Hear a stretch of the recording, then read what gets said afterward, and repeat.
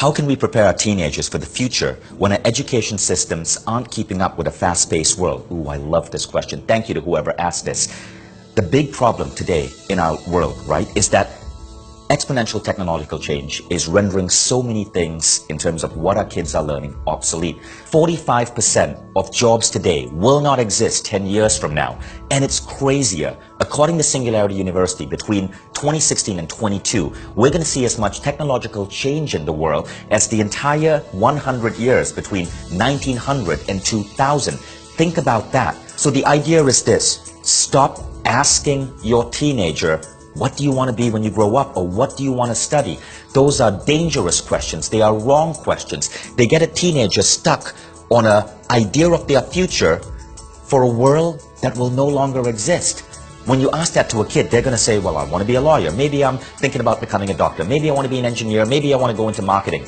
All of these careers, all of these jobs are changing because of robotics, because of artificial intelligence, because of advanced algorithms and emerging new technologies. These are changing at a rapid pace. Peter Diamandis said 10 years from now, you will not want a doctor operating on you. You're going to be operated on by robots. But it's not just technological change. It's also that so many jobs today are utter bullshit. They do not produce anything that's actually valuable or progressing the human race. They are jobs in large multinational food companies where your entire career is about thinking up ways to come up with fancier names for sugar so you can put garbage into people's bodies, or to come up with ways to brand high fructose corn syrup as happiness in a red can.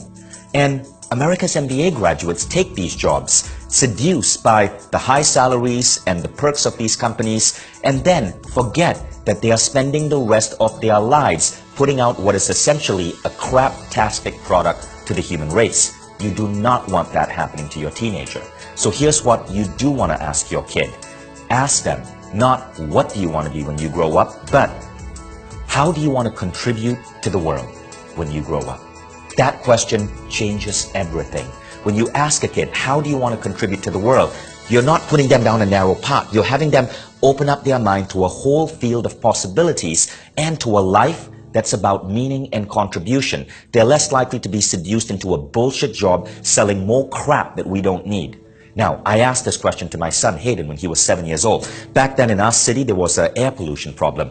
And Hayden said, well, I want to contribute to clean air. And immediately this opens up a field of possibilities. I asked him, well, how would you like to do that?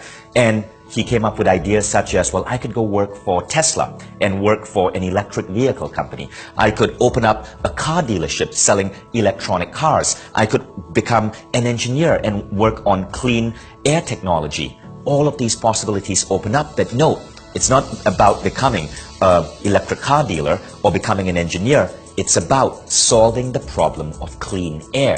When you ask these questions to your teenager, not the question of what do you want to be when you grow up, but how do you want to contribute to humanity, you help them get on the right path. You help them emerge into a life, into a career that's actually giving back to the human species. And those are the careers that give us the greatest amount of fulfillment. These are the people we need in the world today. So remember, you want to prepare your kids for the future? Ask them this one question. How are you planning on contributing to the human race?